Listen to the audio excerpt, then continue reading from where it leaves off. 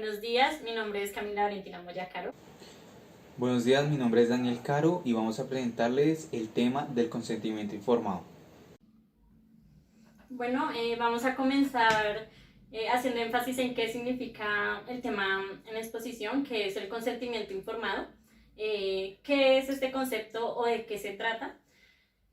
Pues básicamente se trata cuando el paciente tiene derecho a informarse de lo que conlleva el procedimiento que le van a hacer en el hospital, ¿sí? Sea cual sea el procedimiento, el médico tiene que informarle al paciente sobre sus beneficios o incluso desventajas que puede conllevar este, y asimismo el paciente poder decidir si se quiere hacer el procedimiento o si lo decide rechazar.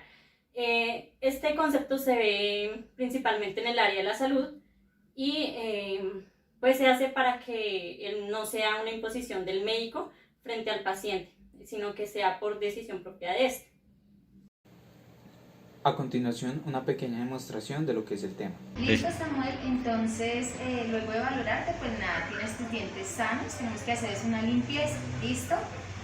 Para la limpieza necesito que por favor me firmes este consentimiento informado, en donde se informa, como su nombre lo indica, los riesgos que puede tener el procedimiento. En este caso, en la limpieza podrías sentir dolor, sensibilidad, sangrado, puede haber algún tipo de lesión, ¿listo? Lo único que hace este papel es como un certificado de que tú estés informado de los riesgos que van a haber antes de realizar el procedimiento, ¿listo? Regálame por favor aquí tu firma y tu número de cédula.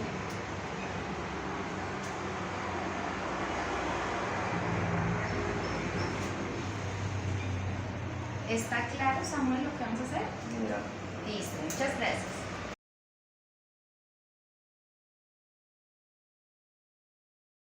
El demandante es el personero municipal que actuó como representante del menor.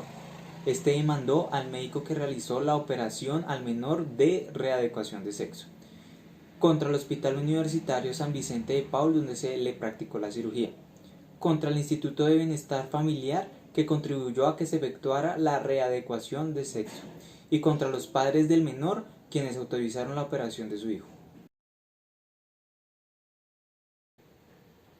Es la expresión y compromiso al respeto de la dignidad del paciente. Es el derecho del paciente a recibir información de su médico tratante respecto a un procedimiento indicado, y a su vez rechazar o autorizar con fundamento en su comprensión, valores y principios, y no una imposición del médico tratante. El médico debe explicar de una manera sencilla y clara de entender en qué consiste el procedimiento indicado, aclarando sus beneficios y sus complicaciones, con el fin de que el paciente tome su decisión. Derecho a la identidad. Este es un derecho humano, por lo cual todos lo tenemos desde el momento en que nacemos, ya que este es un derecho inalienable. La identidad son las características propias que tenemos cada uno, con las cuales podemos diferenciarnos de las demás personas. También es la concepción que tiene una persona sobre sí misma. Se refiere a la percepción que un individuo tiene sobre sí mismo respecto a su cuerpo. Es la definición que tiene cada individuo respecto a su sexualidad, como la identificación, género y orientación, con la cual se sienta más cómodo. Esta también es la percepción y manifestación de su propio género, sin tener en cuenta su sexo biológico.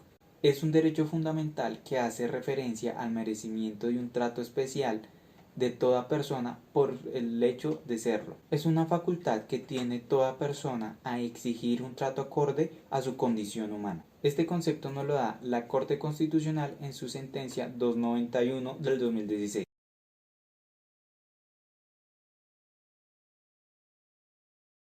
Según el testimonio de los padres, estos tenían que ir a trabajar y por esto dejaron a su hijo menor de edad de tan solo 6 meses de nacido en una habitación con una perra, a los cuales estos dicen que apenas le estaban creciendo los dientes. Al llegar a su casa, estos se percatan de que el animal tiene sangre en su hocico y se dan cuenta de que el menor tiene cercenados el pene y los testículos. 10 años después, en un informe interno del ICBF y con concepto de medicina legal, determinan que se pudo haber hecho con un objeto cortopunzante, el cual fue causante de la cercenación de los genitales del menor. Dentro del expediente aparece una copia íntegra del proceso penal que se llevó a cabo, en el cual dice que no se constituye algún tipo de delito. Por lo contrario, no hay indicios de que los padres fueron los autores. Teniendo en cuenta que los hechos se presentaron el 10 de marzo de 1981, el 11 de marzo de 1981, el menor fue remitido del hospital del municipio al hospital de San Vicente de Paul de Medellín, en donde se le practicó la operación de meatotomía. Esta es una forma de modificación del pene, el cual el lado inferior del glande es dividido. Esta operación se le realizó el 21 de abril de 1981. El 16 de marzo de 1981, en la historia clínica del paciente, se insinúa por el médico tratante que se es necesario un estudio genético, con fines netamente académicos, ya que éste posee la edad adecuada para poder realizar la operación. Esto quiere decir que primero se fue planeada la operación y el procedimiento por los médicos y luego se obtuvo el permiso de los padres. Para esto, el médico dio cierta explicación. Primero, explicó a los padres que no había recurso médico posible para restaurar sus órganos genitales externos. También les explica que el niño podía crecer y desarrollarse en el sexo femenino, pero se requería de una segunda operación. También se habló con bienestar familiar, ya que de ser necesario, deberían ubicarlo en un hogar sustituto, ya que los padres eran aledaños a la zona y analfabetas. También se presentó el caso al Departamento de Psiquiatría y al grupo multidisciplinario que se encarga de llevar el control de estos casos. Gracias a la opinión del grupo multidisciplinario del hospital, se determinó que era necesario cambiar el nombre en los documentos del menor, en la notaría y en el despacho parroquial. Además de esto, en la revisión del proceso quirúrgico se encontró que la evolución era satisfactoria, pero la comunicación con el paciente era un poco difícil. Además de esto, el paciente fue asignado a un albergue de monjas, donde se conoció que había cierta ambivalencia genérica, ya que en este lugar lo llamaban por su nombre masculino y para el doctor este fue el causante de la mala identificación del sexo asignado. Desde septiembre de 1981 hasta el 28 de julio de 1986, el menor fue alojado en la Casa del Niño Dios, que este era un albergue de monjas en donde este aprendió a caminar y se le dio una orientación femenina. Las monjas, a medida que pasaba el tiempo, notaban un comportamiento de varón en el menor al momento de la micción.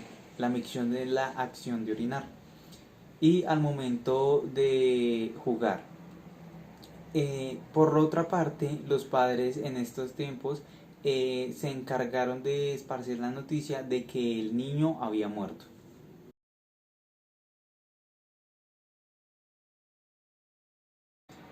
En junio de 1987 se tramita un proceso de jurisdicción voluntario para el cambio del nombre del menor, de NN como su nombre masculino al femenino XX. Cabe aclarar que esta sentencia, por protección a la identidad, no utiliza los nombres reales del implicado. Por otra parte, lo más importante para los funcionarios judiciales es la partida notarial, y para sus padres lo más importante es la fe del bautismo, en donde se logró cambiar, y además de esto la niña puede realizar la primera comunión.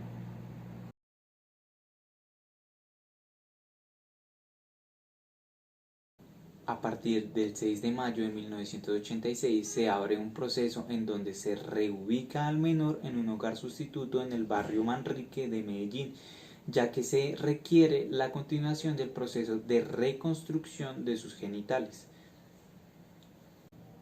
El 23 de agosto de 1986, el ICBF deja constancia de que, según el equipo de médicos del hospital, al menor no se le puede practicar esta cirugía, ya que aún no ha llegado su adolescencia. Por eso debe seguir en psicoterapia.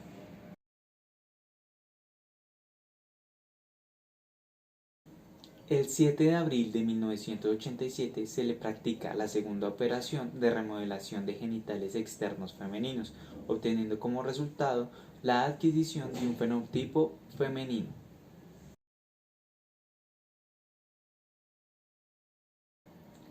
El 25 de septiembre de 1989, después de que el menor fuera dado de alta en el hospital después de su operación, el menor es entregado a sus padres biológicos. Además de esto, el hospital efectúa ciertos controles para ver el proceso evolutivo de la operación. Estos son el 25 de abril, el 3 de diciembre de 1987, el 7 de julio y el 15 de diciembre de 1988 y el 8 de octubre de 1990. Con el paso del tiempo, la naturaleza del menor comenzó a rebelarse contra los roles femeninos que le habían impuesto los tratamientos médicos, objetando que él quería ser hombre como cuando nació. Finalmente, el menor se rebeló y exigió el cambio de trato social, dejó de tomar los medicamentos para aumentar sus senos y propició el cambio de denominación entre sus amigos y maestros. Adicional a esto, según su psicóloga, el comportamiento del menor cambia, dejando de ser menos agresivo y mejorando las relaciones personales con los demás niños. Fallo inicial de primera instancia. La acción presentada ante la Sala Civil del Tribunal Supremo de Antioquia profirió sentencia el 24 de febrero de 1995, habiendo prosperado la tutela. Debido a esto, se dio la orden de conformar un grupo interdisciplinario por parte del hospital que buscara implantar un pene al menor si fuese posible. Además, se determinó expedir copias para que la Fiscalía realizara una investigación para saber si hubo o no ilícito penal. Y se ordenó la corrección del registro civil y la atención sociológica por parte del ICBF.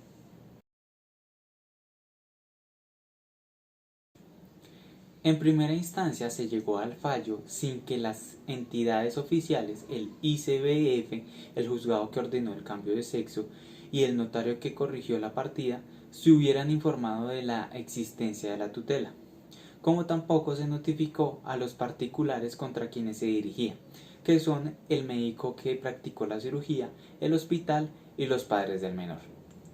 Por tanto, siguiendo el criterio en casos similares, se declaró la nulidad de lo actuado. Bueno, respecto a cómo se consolida esto, se consolida en un documento. El paciente firmará si está de acuerdo o en su debido efecto no firmará si no está de acuerdo con el procedimiento que le van a hacer. A continuación vamos a resolver lo que es el problema jurídico. El problema jurídico en esta sentencia es: ¿fue o es legítima la conducta de las autoridades y de los particulares que participaron en el proceso de readecuación del sexo del menor a la luz de los artículos 20 de la Constitución anterior, el artículo 6 de la Constitución actual y en el caso concreto los particulares del artículo 45 del decreto 2591 de 1991? Frente a este problema, vamos a resolver los interrogantes que aparecen.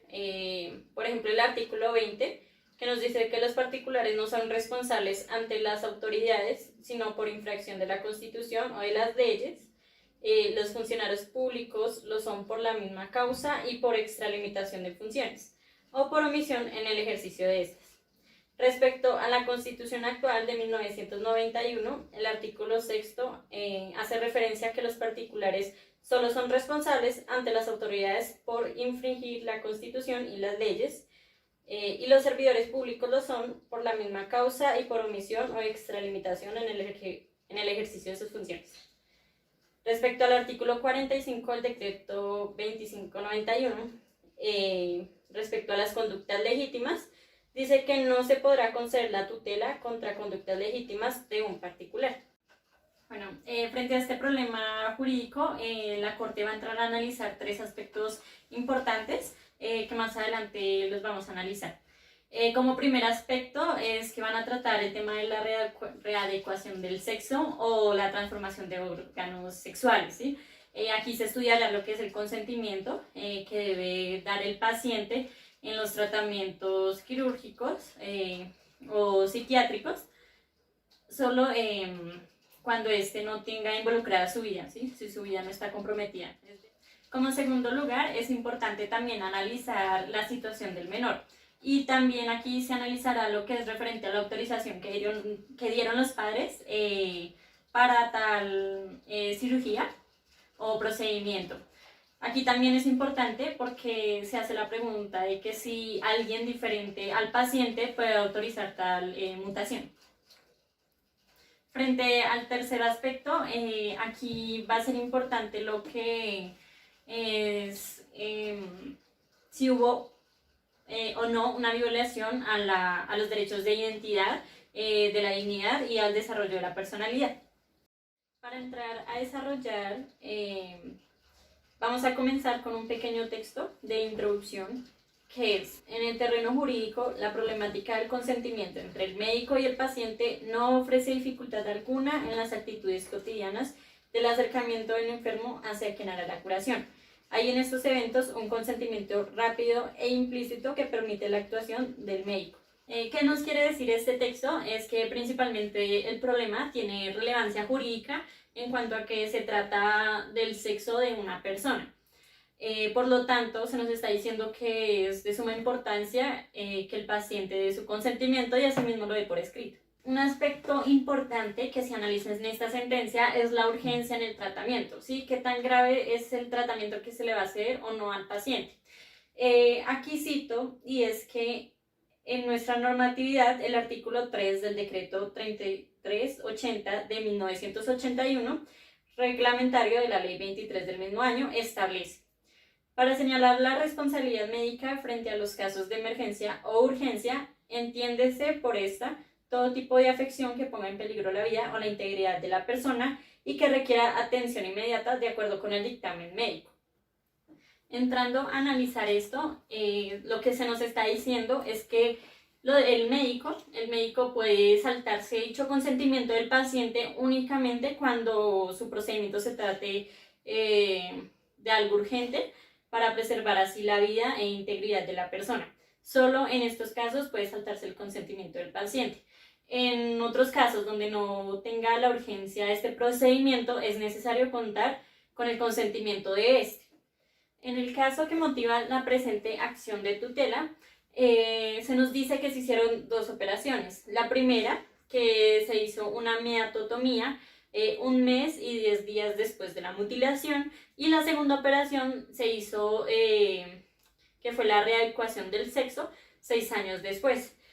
¿Qué se nos dice acá? ¿Por qué esto es relevante? Esto es relevante es porque no se da indicios de que haya una urgencia en el procedimiento, ¿sí? Tan es así que los médicos buscaron la autorización de los padres para poder llevar este consentimiento a cabo.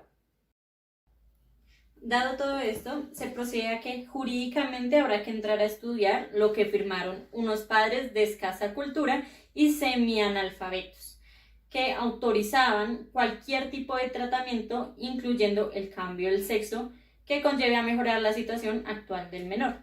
Aclarando todo lo anterior, es importante llegar al tema relevante de esta sentencia, y es el consentimiento en el tratamiento médico en el caso de los menores. Aquí es importante aclarar, como anteriormente lo dije, que los médicos no pueden justificar dicha operación basándose en la autorización de los padres.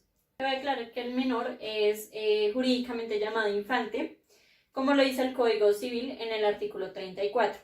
Llámese infante o niño todo el que no ha cumplido 7 años, impúber el varón que no ha cumplido 14 años y la mujer que no ha cumplido 12, adulto el que ha dejado de ser impúber. Bueno, aquí el menor nació en 1980, se le practicó una primera operación a los 6 meses y la segunda operación a los 6 años y medio, y esto nos dice que en ambos casos el menor es considerado como infante. Respecto a la readecuación del sexo, los médicos dicen que pues, la época como mejor para hacer este procedimiento es antes de los 18 meses de edad. Y como principio de de un Estado social de derecho es que el médico debe contar con el consentimiento del paciente, ya que este procedimiento puede afectar su personalidad, ¿sí? O su dignidad a futuro. Bueno, como siguiente pregunta importante es si podían los padres autorizar este tratamiento, que se dice que es conveniente hacerlo antes de los 18 meses de edad. Pues aquí, en efecto, en la sentencia se nos dice que los padres, incluso el Estado, pueden tomar decisiones referentes a los menores, ya que pues estos no tienen como la suficiente independencia de criterio para poder decidir, y solo en este caso pues los padres podrían ejercer como su consentimiento sobre los niños. Esto es lo que justifica instituciones como la patria potestad o la educación primaria obligatoria, pues si los menores no tienen capacidad jurídica para consentir, otros deben y pueden hacerlo en su nombre y para proteger sus intereses. Por ello, en principio los padres pueden tomar decisiones en relación con el tratamiento a sus hijos, pero esto no quiere decir que, digamos, los padres a nombre del menor tomen decisiones en tratamientos, por tanto que el niño no es propiedad de sus padres, sino que él ya es una libertad y una autonomía en desarrollo, que tiene entonces protección constitucional.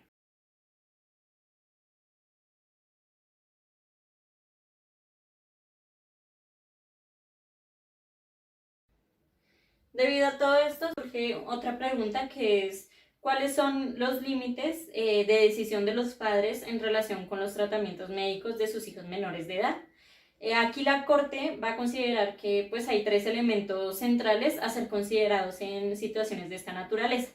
Elementos que son, de un lado, la urgencia e importancia misma del tratamiento para los intereses del menor; de otro lado, la intensidad del impacto del tratamiento sobre la autonomía actual y futura del niño; y por último, la edad misma del menor, puesto que no es igual la situación de un recién nacido y la de un adolescente que está a punto de llegar a la mayoría de edad. Entramos con esta frase diciendo que los niños no son propiedad de nadie, ni son propiedad de sus padres, ni son propiedad de la sociedad. Su vida y su libertad son de exclusiva autonomía. En la identidad de las personas no cabe un determinismo extraño, y si hubiera esto, pues se concluiría que el niño, o sea, que nació siendo varón y que por decisión de médicos, en su sentido muy paternalista, decidieron convertirlo en mujer, decidieron convertirlo en mujer, el niño se encontraría en una situación de ser sumiso y de cierta manera cobarde frente a ellos mismos, ¿no? Entonces aquí es que esto desvirtúa el desarrollo de la personalidad del menor. Por lo tanto, se concluye que los padres no pueden autorizar que se altere la identidad referente al sexo del menor, ni los médicos pueden autorizar esto como una decisión paternalista frente a este tratamiento para el menor.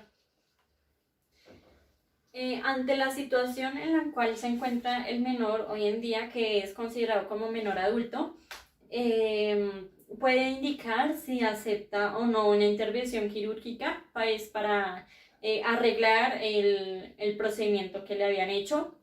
Él es libre de hacerlo, y esto quiere decir que ni los padres, ni los médicos, ni el juez mismo podría decidir el sexo del menor, ya sea hombre o mujer, debido a que pues él es libre, y asimismo se presentó esto o dio relevancia en cuanto a que la naturaleza del menor se reveló y sus comportamientos tiraban a ser de hombre. Hay algo importante de que hablar, y es acerca de los pactos internacionales que pues van a ser tema relevante para esta sentencia, y es que aquí la importancia radica en que toda humanidad, en la Declaración de Teherán, suscrita por todos los países del mundo, van a determinar la autovinculación de los estados para hacer efectivos los derechos humanos, y consagra en el artículo 6 que los estados deben reafirmar su firme propósito de aplicar de modo efectivo los principios consagrados en la Carta de las Naciones Unidas y en otros instrumentos internacionales en relación con los derechos humanos y libertades fundamentales. Ahora bien, ¿qué pruebas practicó la Corte Constitucional? Consideró la Sala Séptima de Revisión mediante auto de 8 de agosto de 1995 que por la trascendencia humana de este caso, los magistrados integrantes de la Sala de Revisión y el magistrado auxiliar se trasladarán al municipio donde habita el menor para apreciar el contorno social y escuchar al niño y a las personas más cercanas a él. Bueno, también se creyó necesario contar con la opinión de los médicos, del psicólogo y de los sexólogos. Vamos a empezar por las diligencias que fueron practicadas en el municipio donde se desarrolló la vida del menor. Se nos dice que este municipio es una región subdesarrollada, sin mayores fuentes de trabajo, y pues es un municipio donde es muy común ver el maltrato hacia los niños. Todo esto es con el objetivo de saber el contorno social del menor. Los comisionados tuvieron oportunidad de hablar con el menor y se dieron cuenta de que tenía presencia, ademanes y voz de hombre. Se dieron cuenta que en sus respuestas que dio, el niño rechaza los tratos que se le han dado, tirando pues a ser mujer, ¿sí? Insiste en alejarse en el medio en que conocen su problema, ¿sí? Tiene temor a que continúen los médicos con el tratamiento que se le ha venido tratando de instaurar, y asimismo critica a sus padres, pero pues no quiere perder el contacto con ellos. Ha dicho que pues sus padres como que han habido ocasiones en las que no le han dado de comer e incluso ha sido objeto de maltrato físico. En cuanto pues a la madre, se dice que es muy rígida, muy dura, presenta problemas de comunicación, y en cuanto al padre se ha dicho que es una persona que no se sabe comunicar, no sabe decir de manera adecuada o no sabe hacerse entender. Frente a opiniones en cuanto pues, a la psicóloga, ella inicia diciendo que solo la lógica humana del menor le ha permitido sobrevivir frente a este trauma.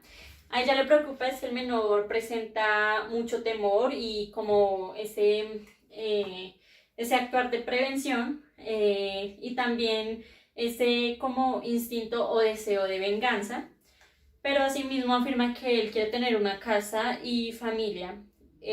También se hace acusaciones, hace acusaciones frente a los médicos, y es principalmente de que pues, se le hace terrible para ella que los médicos digan que le dañaron el experimento al interrumpir como este proceso de tratamiento.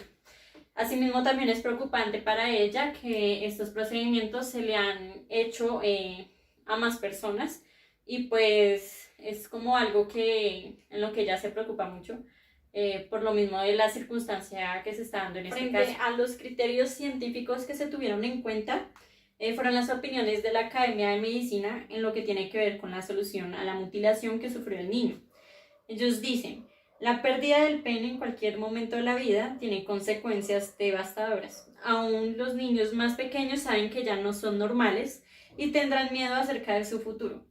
En el adulto, la pérdida de actividad sexual puede tener consecuencias catastróficas. Asimismo, se tuvo opiniones también del sexólogo Alfonso Acuña Cañas, que dice: en ausencia de testículos, la función endocrina, es decir, hormonal, se puede reemplazar, pero la reproductiva es imposible. La construcción de un pene morfológico y fisiológico es un imposible técnico. Nadie lo ha logrado en la historia de la cirugía urológica ni plástica. En el caso que nos ocupa, ¿sí? Frente a la opinión que se está dando aquí, es que este niño fue castrado y emasculado por un animal a los 6 meses.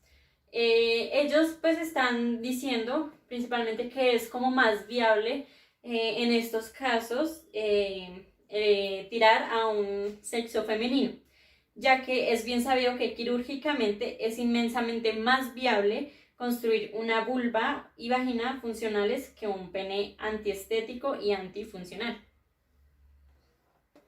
También aparece el cirujano plástico Felipe Kaufman, que considera que sí es posible reconstruir un órgano parecido al pene sin que ello ocasione secuelas colaterales. Y se adjuntó al expediente un informe científico donde se dice que en Cuba se han efectuado 99 implantes de pene con resultados positivos. Y por parte de la psicóloga Lucila Amparo Céspedes, dice: se inició nuevamente un proceso de evaluación donde se le aplicaron pruebas psicológicas tales como test de la figura humana, test de la familia, test proyectivo, vender clínico, dibujo libre y entrevistas clínicas, donde se encontró y pudo comprobarse que el menor se identificaba con el rol masculino a pesar de lo que el medio externo le imponía. En las pruebas apreciaron frases como: él está triste porque le cortaron un brazo y lo quieren convertir en mujer y quiere ser un hombre como lo que fue desde que nació. En el presente caso, quien interpuso la tutela no deja la menor duda de que el menor es varón, sino se está ante la presencia de un transexual, bisexual, hermafrodita o pseudohermafrodita. Hay que respetar la verdad natural y personal. Un caso fortuito, completamente extraño a la persona, ajeno a su voluntad, no tiene la causa suficiente para alterar esa verdad, esa naturaleza. Bueno, esto último, ¿qué nos quiere decir? Quiere decir que cuando la mutilación se presenta, el paciente tiene posibilidad de decidir. Si no lo pudo hacer antes, el menor lo puede hacer ahora que tiene uso de razón. También se nos dice en esta sentencia que es inhumano que si el pene y los testículos fueron cercenados, la solución sea convertirlo a mujer. Esto se caracteriza como un trato denigrante, como pues se expresa aquí en esta sentencia. Aclarado lo anterior, se concluye que el expreso consentimiento informado del propio paciente es indispensable para cualquier tratamiento médico de readecuación del sexo. Como esto no ocurrió y la tutela se instauró para proteger el derecho a la identidad, pues según se explicó anteriormente, prosperará no solo por tal violación, sino por afectar la dignidad y el libre desarrollo de la personalidad. La investigación sobre la conducta profesional de los médicos que propiciaron e hicieron el tratamiento de readecuación del sexo o transformación de órganos sexuales corresponde adelantarla al Tribunal de Ética Médica. La presunta responsabilidad civil, que implicaría una indemnización de perjuicios, se tramita mediante proceso ordinario. Luego no se condenará en perjuicios en esta tutela, ya que le queda al joven una vía para acudir a la jurisdicción ordinaria. Como se trata de un menor desprotegido, para adelantar esa posible acción reparatoria, se le solicitará al defensor del pueblo la asistencia jurídica para que, si el menor lo acepta, se inicie y adelante el correspondiente juicio de responsabilidad civil. Y en cuanto a lo principal, la orden para hacer real la solidaridad que merece el menor por la vulneración de sus derechos fundamentales, esta se dará al ICBF, según ya se ha explicado. Por último, se ratificará la orden dada al notario de mantener en el registro civil el nombre de varón que identificó inicialmente a quien instauró la tutela. Así que, en mérito del expuesto, la Sala Séptima de Revisión de la Corte Constitucional, administrando justicia en nombre del pueblo y por autoridad de la Constitución, resuelve: primero, revocarse los numerales primero y tercero de la sentencia del 23 de mayo de 1995, proferida por el Tribunal Superior de Antioquia, Sala Civil, fallo materia de revisión. Segundo, concédase la tutela al menor cuya identificación aparece en la solicitud y por lo tanto se le protegen los derechos fundamentales a la identidad, la dignidad y el libre desarrollo de la personalidad. Tercero, ordénase al Instituto Colombiano de Bienestar Familiar, representado por su director, que le preste a la persona vulnerada, a cuyo nombre se instauró la tutela, La protección adecuada consistente en el tratamiento integral físico y psicológico requerido para la reeducación del menor, previo consentimiento informado y en relación con la mutilación sufrida y a la cual se le ha hecho referencia en este fallo. Este tratamiento integral podrá tener continuidad más allá de los 18 años, siempre y cuando un grupo científico interinstitucional lo considere conveniente. El mismo grupo interinstitucional, junto con el correspondiente defensor de menores, hará el seguimiento al tratamiento. Cuarto, confirmase el numeral segundo de la sentencia de revisión en cuanto ordenó la corrección del registro civil de nacimiento. Quinto, envíese copia de esta sentencia al Tribunal de Ética Médica, para lo que estime pertinente. Y sexto, envíese copia de este fallo a la Defensoría del Pueblo para que, si el menor lo acepta, se designe por el defensor del pueblo un abogado que inicie el correspondiente juicio de responsabilidad civil por el daño sufrido por el menor debido a la readecuación del sexo o transformación de órganos sexuales practicada sin su consentimiento. Séptimo, el Tribunal Superior de Antioquia, Sala Civil, que conoció en primera instancia, vigilará el cumplimiento de esta sentencia. Y octavo, el correspondiente defensor de menores mantendrá informado al Tribunal de Antioquia sobre el cumplimiento del ordenado. Por último, noveno, comuníquese este fallo al Tribunal Superior de Antioquia, Sala Civil, para la notificación y efectos previstos en el artículo 36 del Decreto 2591 de 1991.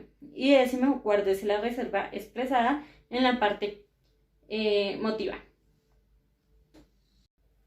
Por último, algo adicional a esta exposición es que la sentencia SU 337 de 1999, también acerca de este tema del consentimiento informado, la situación es diferente, pero pues digamos que la relación que hay con la sentencia que acabamos de exponer es la misma. En esta sentencia se tiene en cuenta la sentencia que hemos expuesto hoy. Hay un caso en que pues nace un bebé, pero el problema es que nace con los dos sexos a la vez. Aquí la madre pues intenta que le den como esa oportunidad de poder decidir que pues el bebé sea una mujer, y entra todo este tema a ser controvertido otra vez. También se resuelve igual. Se tienen en cuenta las opiniones de los médicos que dicen que pues en este caso lo mejor es decidir alguno de los dos sexos, pues también para la conveniencia del menor, pero también se aclara que el motivo de esta sentencia es poder resolver el inconveniente que hay frente al menor, ¿sí? Así no se tengan los conocimientos médicos propios, siempre se velará por el menor. Por lo tanto, deciden también esperar a que el menor tenga una edad prudente para poder decidir sobre el mismo, ya que no se trata de una situación urgente donde la madre o incluso los médicos puedan hacer este procedimiento sin tener en cuenta su consentimiento.